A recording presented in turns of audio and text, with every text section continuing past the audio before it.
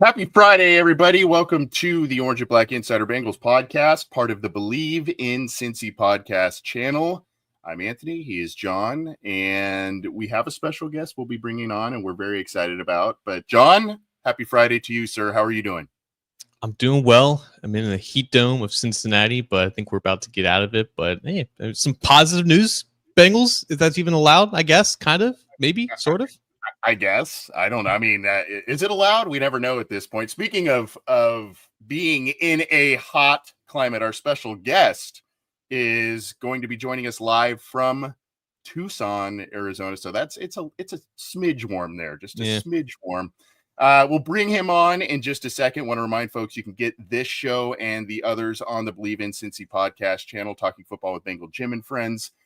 3 and Out with Jason and Kevin, our show, the Orange Black Insider, and Matt and Willie Nobal with the coach, Matt Minnick and Willie Lutz, all on your favorite audio streamer. If you like the YouTube side of things, gotta subscribe to that. You can do so underneath John's side of the page there on the bottom right-hand side. Click that show icon, do the thumbs up thing, and subscribe. All the stuff that we make you, all the hoops we make you jump through to make us feel good about ourselves, I guess. I don't know. But you are probably not here to listen to John and I because we have a special guest. And John, we love offensive linemen. We love offensive line play. We have had the opportunity to speak to a lot of great NFL offensive linemen, whether that is Anthony Munoz, Richmond Webb's been on the show, and we've had a number of Willie Anderson's been on the show. And we have one of another great in a string of offensive linemen that we have had on this show. I remember getting this guy's rookie card, if you can believe it, and that is Mr. John Fina, who played for the Buffalo Bills for a decade, had a wonderful NFL career, and he is here to talk some NFL, Bills, Bengals, all the good stuff. Mr. Fina, how are you, sir? Oh, fantastic. John and Anthony, thanks for having me on the Orange and Black Insider. How cool is that? A little bit of, cross-pollination of fan groups, podcasters, content creators. What more could I ask for on a Friday, mid-morning here in Tucson? I love it. And even though there is this kind of quote-unquote rivalry with the Bengals and the Bills, it seems to be somewhat of a friendly one. They've helped each other out at times as well. So we'll get to that. I guess to start off from kind of a more mile-high view of everything, your thoughts on how the 2025 NFL season and the power. I mean, we kind of know the power teams, especially in the AFC. We're talking, yes, Cincinnati, even though they haven't made the postseason the last 2 years, they still have a lot of talent. Obviously, your Bills, the Baltimore Ravens are in the picture. Of course, the Chiefs are. So I kind of want to get particularly on the AFC side of things, your thoughts on kind of the superpowers in the league and where you see things maybe heading for some of those teams we mentioned this coming season. Yeah, thanks. You look across the reporters and the power rankings and things of that nature. Oh, never mind all of this. We got a little remodel going in my office here. So that's some new plaster, needs a little sand, needs a little paint going on. All good. All good. And it's hard to really deny the top 3 and 4 teams, Kansas City, the Ravens, the Bills, Bengals, see the Chargers, the Broncos kind of filling out the last few positions, vying for 4th place. And to me, it's always so subjective, right? They consider personnel, they consider coaching changes, what type of evolution their marquee players will undergo, what they're going to offer in the upcoming season. But by and large, it's hard for me to look at Baltimore, Kansas City, and the Bills and really say that one edges out the other by a margin, thicker than the head of a pin, really. So I see those three clustered right up there at the top. And then it's hard to say. I mean, my next three are Bengals, Chargers, and Broncos. And I think they all come in reasonably in the same location as the three previous I mentioned. And there's some upstarts, there's some other teams that are rebuilding.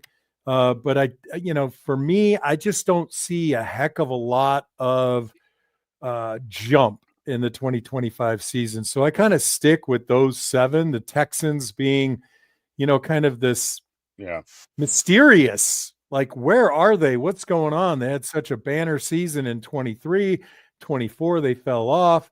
And I see them kind of below Bengals, Chargers, and Broncos. Kind of speaks to how tough it is to sustain success nowadays, but also all those teams that you mentioned, the commonality, they all have quarterbacks that they can kind of rely on. And right, the big talking point last year was the MVP race and how all the top quarterbacks are stacking up together. Obviously, the MVP resides in Buffalo with Josh Allen, and there was a lot of talk about that, him against Lamar. Obviously, Burrow getting in the conversation if he had made the playoffs, maybe that would have been a little bit different. But from your perspective, because again, like a lot of people were on Lamar's side, there were a lot of people who were defending Josh in that debate. From your perspective of watching the Bills and covering him every single week, what made him on that team and on that roster with that collection of talent, what made him more valuable than anyone else in the league last year?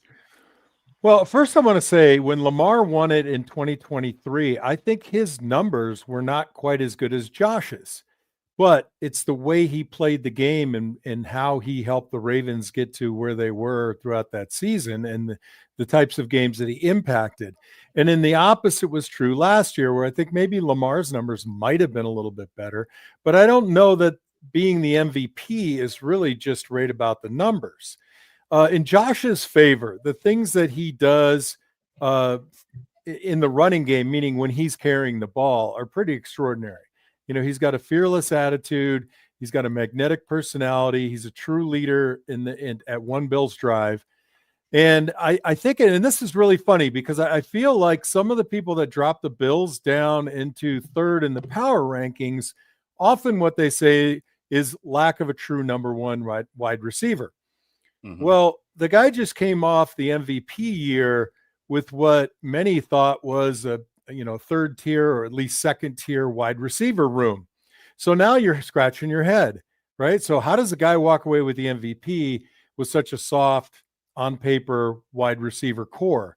And I think that is really why he becomes the MVP, because he doesn't have T. Higgins and Jamar Chase, who are extraordinary, battle for number one, who's the number one guy kind of players on the team. And if you fall back to 2023, we did have a number one, and that caused challenges in our locker room, I think, with evolution of our philosophy and going away from Stephon Diggs and putting together this sort of, I don't want to say has-beens, but discards from other teams, and just truly working on your philosophy and your evolution. I think people looked at Josh in that regard and said, holy cow, this guy's a real bricklayer, right? He just took stones out of the yard and built himself a hell of a season.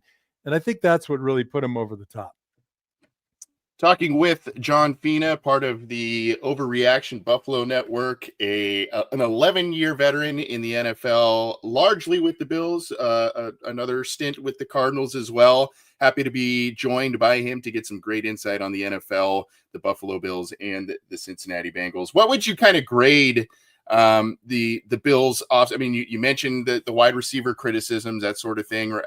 What would you kind of grade the Bills offseason this last year? Was there even that much to do, given that they went so far? But I don't know. What's your thinking on, hey, this team really made some improvements to, finally get over that hump, get that Lombardi trophy, or there really wasn't much to do? It's just about finding that formula of getting past your Patrick Mahomes, maybe even a Joe Burrow, et cetera.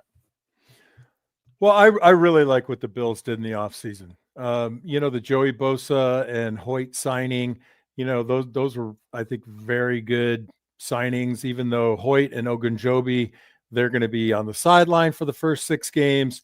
The Bills focused on defense, and historically against Cincinnati at the loss in Buffalo, a game I attended, I think in January of 2023, and recently, even before that, against Kansas City, and again against Kansas City, it's health issues. And that's not to say that the Bills are the only team that suffers that. This is a game of attrition. But I think when you have a guy like Josh Allen at quarterback, the smartest thing you can do is add to the wide receiver room a little bit, because I think across the board at the tight end position, at the slot position, we were solid. Up front, we're very solid. Our running backs room is, I think, strong with some developing players. But adding Josh Palmer from the Chargers and Elijah Moore from Cleveland really brings – and what I like about getting receivers in the free agency market is they're seasoned, guys that really look good coming out of college, might have fallen into a situation where they're, wide receiver 2 or 3, haven't had a chance to exploit their skills with a great quarterback. And I think both these guys, maybe not Palmer as much because he was in I always say San Diego, pardon me, LA with the Chargers and a great quarterback there. It really rounds out that room. So those were really 2 positions on the offense that I think were addressed. And then with defensively, we need a little bit more pressure on the quarterback, Bosa, Hoyt. I don't think Ogunjobi is going to be really a pass rusher. But what they did in the draft is try to find guys who are maybe not starters on day 1, but maybe starters on game 3, guys that they can feed into the mix. So we picked up 2 defensive tackles. We picked up a defensive end. And, of course, Max Hairston from Kentucky.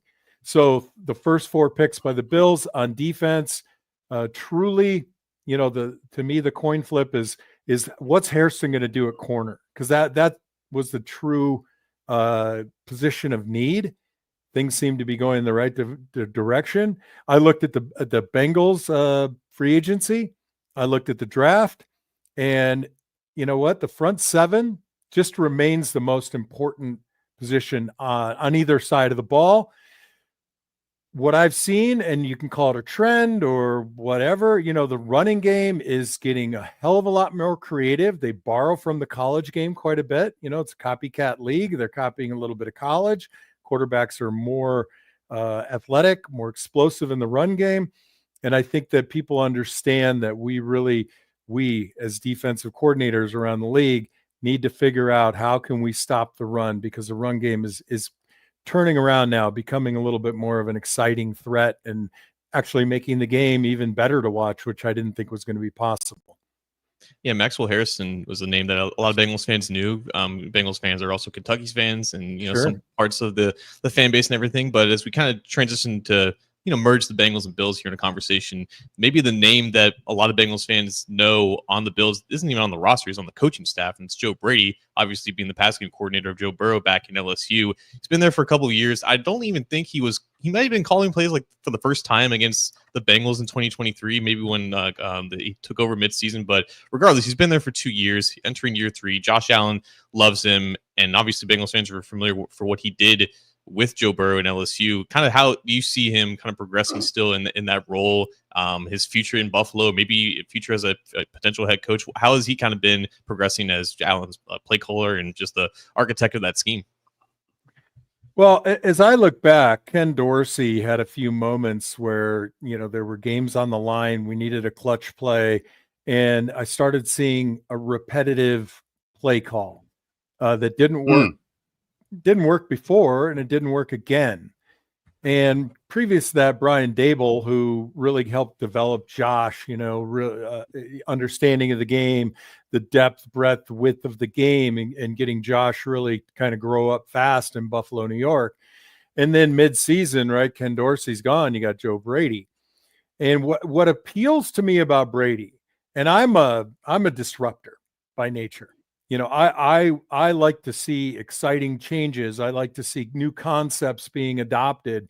And there is no question that without having talked to Joe Brady, this is a guy who's looking around, not just the NFL, but the college game, and saying, I have these components on my offense. what can I do with them? How can I make this wrinkle happen based off of something that we do very well? And that philosophy and the evolution of really Joe Brady's offense has been great to watch. And if you know Josh, and I know his parents pretty well, I've met him a couple of times, these are all still just kids.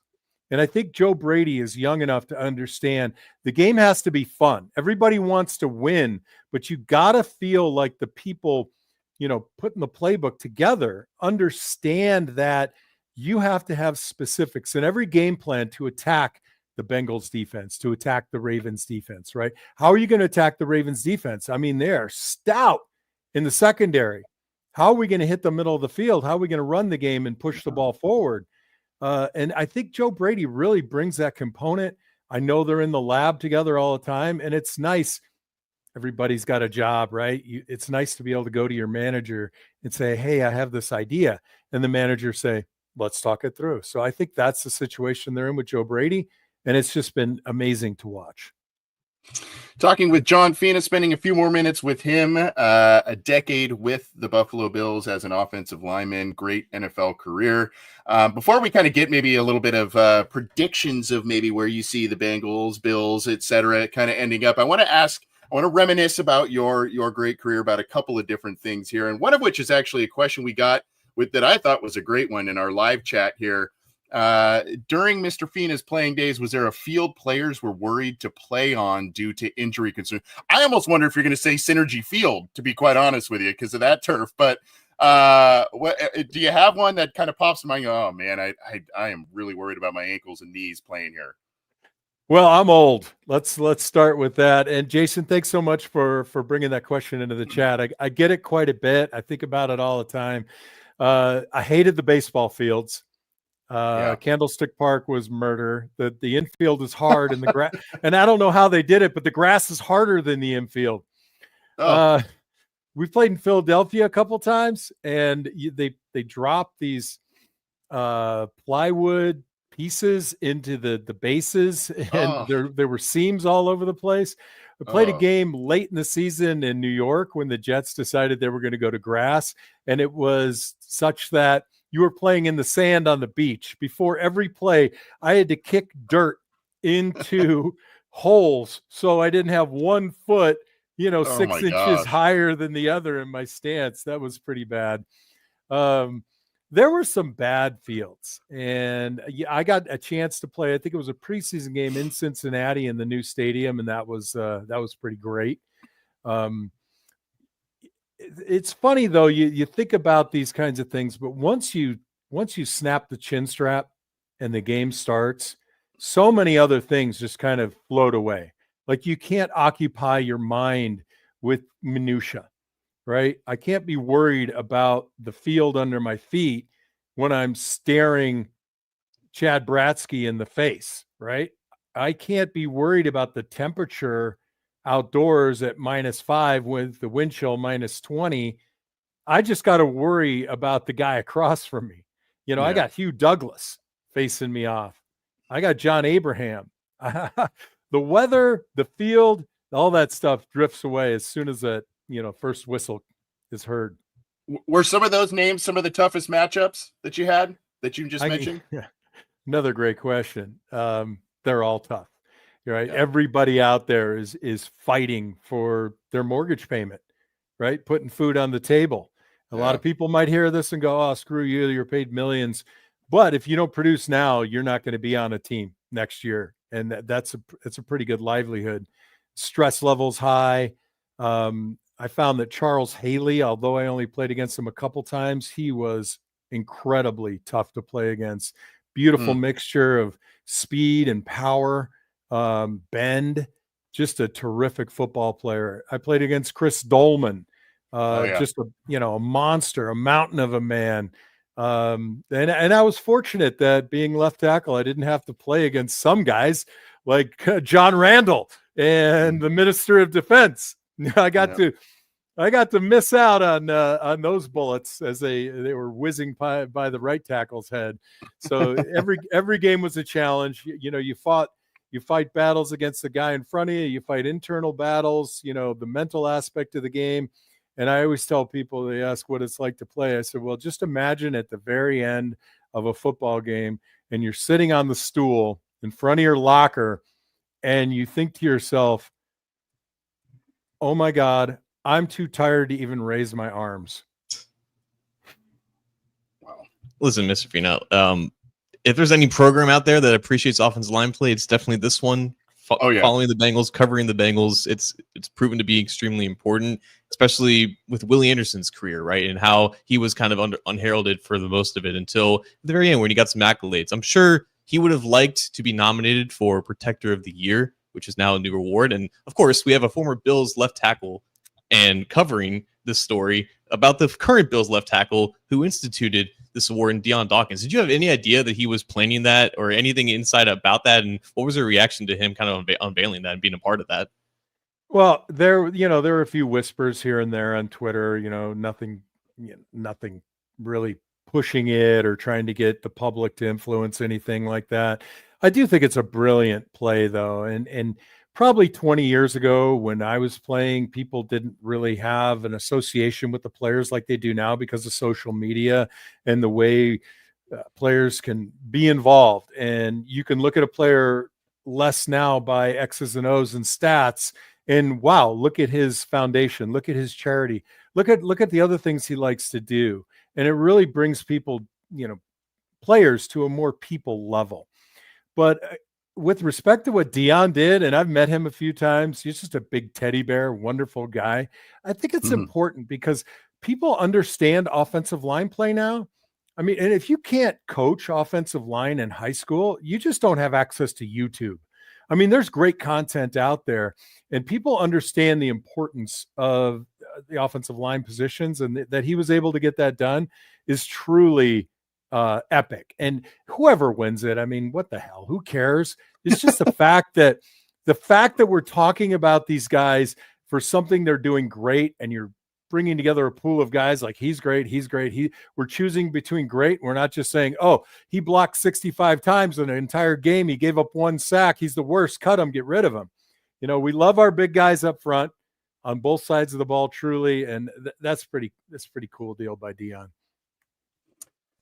Well, before we get some predictions and all kinds of stuff from you, we always ask great offensive linemen who have been on this show just some thoughts about Anthony Munoz. Obviously, you played in an era with the great Richmond Webb as well. And he, when we had him on, he talked about his affinity for Anthony Munoz, and just we're real softies for Munoz around here. And I know usually offensive tackles have quite glowing things to say about him. And if you, I don't know if you tried to emulate your game after Anthony or that sort of thing, but he still seems to be kind of the Mount Rushmore guy of offensive tackles, and you being a great one yourself, just wanted to get some final thoughts about Anthony Munoz and potentially impact on your career. Hey, Anthony, before the podcast started, I told you didn't have to kiss my ass. I was already on camera. But let me say this about Anthony Munoz. When I got into the league, my offensive line coach in Buffalo, Tom Bresnahan, whenever we saw Anthony on film, he'd say, there's the bell cow, right? And if you don't know what bell cow it is, everybody just Google it. I watch his game. He's a different animal than I am. But you beg, borrow, and steal from everybody if you're smart. For everybody out there, I'm sure everybody watches film, but offensive line, we probably digested anywhere from 15 to 20 hours of film per week. And you watch Anthony play and you think, dear God, the guy is he's just out there. His patience, his strike, his understanding of the game. And those are the types of things that I would look at from Anthony, among others. But I'll promise you this. I met the man a couple times now. And I don't know if fanboy is a word, if fangirl is, I know. But when I got a chance to meet Anthony Munoz, I mean, if you're looking at this podcast, I'm shaking a little bit. I'm thinking to myself, I am getting to meet a true legend. We're talking top 5 at a position. And then even better than that, what an amazing person. What a great conversation. And then the next year I see him, he comes over to me and says, "Hey, Fina, what's going on?" Guys, I had to excuse myself. There's a tear coming out of my eye. I'm like, Anthony Munoz recognized me. Holy cow. And I'm like writing the date. I'm in journaling, in my diary. Today, Anthony Munoz recognized me and called me by name. Drew a big heart with a little arrow through it. Oh my God. Love the guy. Funny. And he's a great representative of the position, of the league, of the Cincinnati Bengals. And, that's a true legend and Hall of Famer for all time. Yeah, well, I know he appreciates those kind words, and we do as well. We've got a soft spot for him, as I mentioned, but appreciate everything. Before we get some predictions, tell folks where they can find you, your show, overreactionbuffalo.com, I know, but where can they find you, follow you, all that good stuff? Well, I'll try to keep it short and sweet, but if you really want to know what's going on with the Buffalo Bills, you go to overreactionbuffalo.com. Our website aggregates all of the stories about the Bills from around the nation. I am at John Fina on Twitter, at John Fina 70 on Instagram. And during the season, between Jerry Ostrowski, teammate of mine in Buffalo, and Joe Miller, we run about 4 shows during the week at Overreaction Buff. Thank you so much for the opportunity, guys. And I'm following you now on your YouTube channel. Appreciate that. I'm wishing you the best. And this is really fun. The game gets really fun when the fans really take the time, understand the game, the players, and this is key. We're not curing cancer and we're not feeding the world. No player should be dragged for a performance because we're not curing cancer. We're not feeding the world. It's entertainment. It's the greatest damn game in the world. And I'm a soccer fan and I just love it. I love being a part of this. I got dragged into it, kicking and screaming. And now I'm a content creator. Come on. It's great stuff. You guys, you're living the dream doing this for the Orange and Black. We pretend like we know what we're doing over here, but we appreciate your time as our, hopefully we can get you back here. Great guest. And we'd love to have you back when the Bengals play the Bills in December 7th, baby. Yeah. On your way out, predictions for both the Bills and the Bengals in terms of maybe season records. Do they clash again in the playoffs this year? So my prediction for the Bills, and I'm always very conservative, right? I go 11-6 just because as I look at the schedule, it says 13-4 to me, but I don't ever do that. Without having dug into the Cincinnati schedule, they've got obviously a little chip on their shoulder, not having made the playoffs from last year. I see a rebound. I love Joe Burrow, loved him when he was at LSU. I think he's just great for the league. So, I see Cincinnati at the, maybe 10-7, maybe 9-8. I think they make the playoffs. It's a tough division. Jeez, God, you guys get out of that division if you were smart. you got to beat up on Pittsburgh. You got to beat up on Cleveland. I think you get there.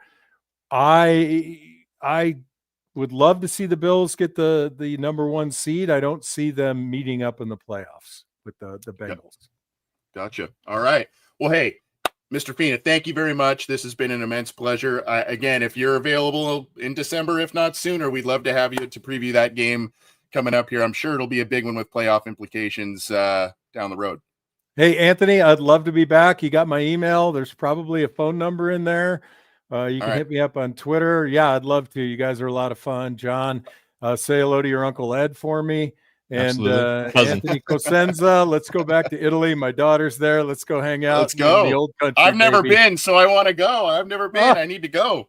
I know. It's amazing. It is amazing. I'm jealous. All right. Well, we will talk soon, sir. Thank you again for your time. You said 15 to 25, and we took almost 30. Appreciate it. It just rolls like that. I got to say, good luck to your Orange and Black, and go Bills. Thanks for having me, fellas. All right. Thanks, John. Appreciate it. Take care. What a guy.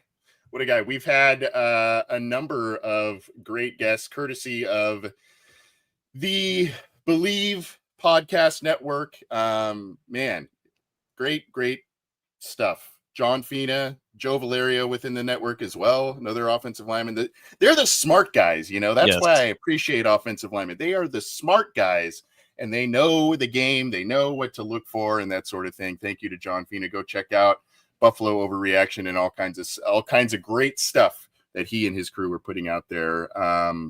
First time, hopefully won't be the last time we have him on the show. That was great. Go what?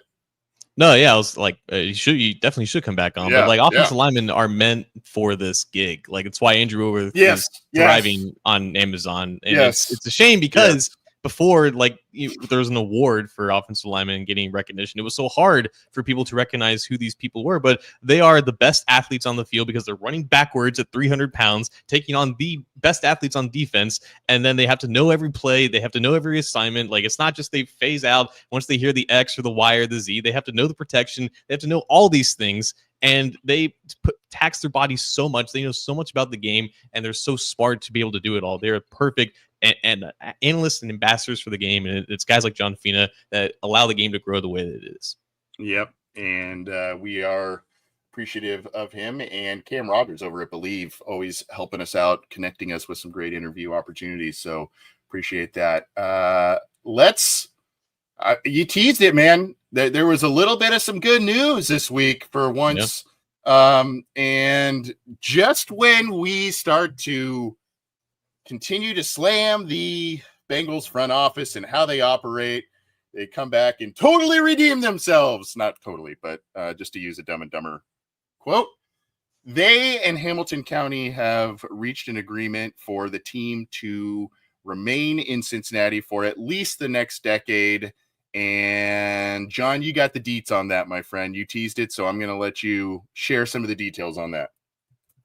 Yeah, so June 30th was this deadline that was 30 years in the making for the expiration to extend the lease from hell, as I think like the Wall Street Journal kind of coined it as. But obviously, all the way back then, it was a completely one-sided affair with the county kind of bowing down to the Bengals to make sure that they don't leave Cincinnati. And then Paul Brown Stadium was constructed. So June 30th was the deadline for a new lease to be formed or to be extended. And if not, the Bengals had the chance to exercise like a rolling 2-year extension, like the first of like 4 or 5. But on Thursday, June 26th, there was the 3 Hamilton County commissioners who voted on essentially agreeing to the terms of this lease that hasn't been signed yet. 2 of the commissioners voted yes. 1 of them abstained, which basically means no. So the county itself, where I reside, Hamilton County, is a lot more supportive of this agreement because their contributions to the renovations and the upgrade of Paycor Stadium for the next 11 years. It's an 11-year lease that begins this season, runs through 2036. Hamilton County's contributing $350 million of that, so about 75% of the $470 million in proposed cost. The Bengals, the NFL, with the G5 stadium loan plan, are contributing $120 million, along with the fact that the Bengals are now paying rent on a yearly basis, which they haven't been doing before, even though it's like a lease and they're renting and everything like that. So there's more money coming in on that regard. They're hoping to get state funding here in like the near future with like the state of Ohio helping fund the Brown Stadium, and they're hoping some of that extra money from the budget comes back down to Cincinnati. But yeah, so $470 million over the next 11 years. I think 1 2-year option automatically goes on to the lease if they finish top 24th in revenue generated, which I don't think it's normal for the Bengals, but it's expected now with them being in the limelight and everything like that with the star powers. But not a 30-year lease like the last one. I think that's a kind of an interesting talking point. I think both the Bengals and the county wanted to maybe have it on more of the shorter term in terms of like the length. Like the county originally wanted 15 years. The Bengals only wanted like a 5-year lease. They met in the middle with 10 or 11 years. So not the same as last time. A lot better deal for the county, even though they're still contributing 3/4 of the total cost, but no new taxes. The $350 million is capped. They're not going to pay any more than that if the Bengals, request other upgrades, which was a problem in the past. So the county got a lot of what they wanted, and the Bengals get to stay in downtown where they want. It's possible that, and this is kind of where my mind went. It's possible that the Bengals, didn't want the longer term, lease agreement, because they may be aiming, by the time this agreement is up, that stadium's going to be 36, 37 years old. Yeah. So it's possible that they may be trying to position it for a new stadium altogether, or just a complete renovation of that stadium. I mean, usually stadiums, when they're reaching that 40-year mark, you're even with,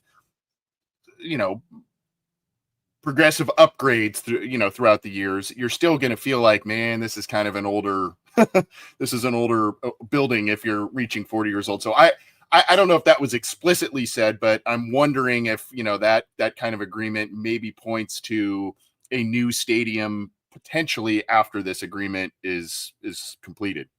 I think that's a good point, because again, like at that point in time, there's going to be upgrades and renovations that are going to take 2 to 3 years to construct, either beginning this year or next year. So by that time, those upgrades and renovations will be a little bit older. Than the rest of the stadium is going to be, like you said, 35 years old. The interesting thing that the county brought up, watching this whole deliberation go on between the commissioners and I forget the gentleman's name that represented the Bengals in the meeting, but they were talking about how the Reds Stadium, Great American Ballpark, that leases up in like 2037. So one issue that the county had was that they don't want to negotiate new leases for both kind of simultaneously. So that's kind of an issue that they may have to overcome if the options don't get exercised for the Bengals in 2036. But yeah, like you said, at that point, there's going to be conversations about a whole new stadium being built. And I think right now, for the next 10 to 11 years, the county is more in line with what this deal is. And I think it's going to do a good job in terms of repairing and solidifying relations with the county and the team for when those conversations have to happen. Because again, for the past 30 years, it's been very contentious. They've been negotiating constantly for the past 8 years with amendments to this new lease, because the Bengals have always been requesting things, and that was part of the new lease, and the county couldn't get out of that. So there were a lot of things that the county made sure that they wanted to not lose a lot of leverage like they did last time. And I think they got a lot of those concessions from the Bengals, and the Bengals are contributing a lot more than they did 30 years ago. So I think this is an important first step for when that longer term conversation has to happen about a new stadium. I think things are going to be a little bit better when that comes around. Yeah, absolutely. I'm in agreement with you there. One of the things, and that kind of ties into this a little bit, our friend Mike, and Mike, I owe you a text back, bud. Sorry. Mike Holbrook saying, any news on Trey? So look, this agreement between the Bengals and Hamilton County occurred 4 days before the deadline, right?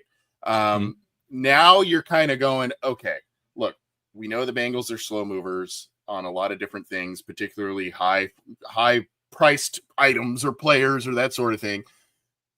Is this now okay? Is it Trey time now because of this agreement? Like, again, with the limited front office resources that the Bengals employ, their attention can only focus on so much at a time, right? So you go, oh man, fine, okay, finally they got the deals done with the wide receivers. Fine, all this stuff. Is it now okay? Look, Trey's back working out in Cincinnati on his own. We've got this deal done. We've got the big contracts done. Now this is where we are with him and Shamar Stewart. But now that this lease agreement is done, does it make it now seem even more plausible that something gets done with Hendrickson and of course Shamar Stewart? I'll say this. After learning that there was an actual delay with free agency because of T. Higgins and Jamar Chase, I'm willing to believe anything in that regard in terms of manpower and just the output that they have from a front office standpoint to make these decisions. Obviously, they knew that the stadium had to be figured out before training camp started and everything like that. So you can just call it like a prioritization list. It's obviously promising that Trey is in town and he's representing the team with camps and he's working out and he's training. I don't think that Trey wants to miss training camp. I don't think he wants that. Like, I obviously he's under contract, so he's going to be fined for doing that. I think that all parties involved are looking at training camp as being some type of a deadline that may be crossed. Like, maybe he does have to skip a couple practices, but I think he wants to make sure that if something does happen either before training camp, or maybe right after it happens, maybe even just before the preseason, that he's ready to hit the ground running. Yeah, again, it feels like they had this slate of priorities, be it player contracts and or this lease agreement, and they've just had to slowly chip away at it based on, like you said, based on deadlines. You're talking about free agency with, T. Higgins, franchise tag, all that stuff. And they wanted to get all that stuff done during the free agency period. Now you've got this late June deadline for the lease agreement, that sort of thing. Okay, now we've knocked that out. Now maybe training camp was the deadline, like you said, for, getting this deal done. Trey Hendrickson, obviously they want to get Stewart done as soon as possible and get him into training camp too. But maybe that's the next set of deadlines where we go, okay, we've just kind of slowly knocked off things on the offseason to-do list, and it's not moving as fast as public opinion would like, but we'll get to it. We'll get it done. I'll say this. I think Trey is more likely to happen first than Stewart. I do too. By a comfortable margin. I do too. One, because one is under contract and one isn't. And I think the gap between what the Bengals want and what Shamar Stewart wants is not necessarily larger compared to Trey and the Bengals, but there's more of a framework as to what to do with Trey rather than the Bengals not willing yet reportedly to negotiate the language with what Stewart wants. And I think that they would want Hendrickson to be in camp and do all that stuff and avoid him being fined. And with that just being kind of ramping up things. And whereas the situation with Stewart and the Bengals is a lot more contentious right now, I think, with what the agent is doing and how everything's kind of out in the public. And there's not been any reports about resumed talks. I think they're kind of looking at that as like the start of the regular season as like a deadline. Whereas with Trey, they kind of want to get it done a little bit before that.